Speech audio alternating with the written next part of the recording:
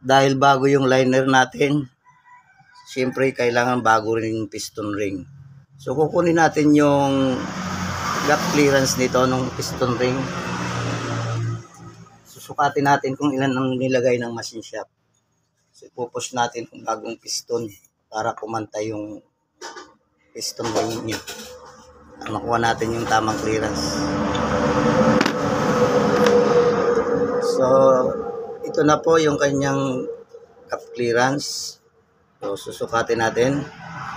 Gamit tayo ng feeler gauge. Yan. So bali ang clearance niya na binigay ay 0.10.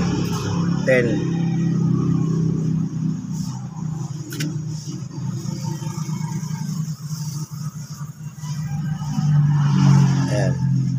0.010 or 0.25 mm. So okay na okay ang clearance na ganito. Sigurado malakas ang compression nito.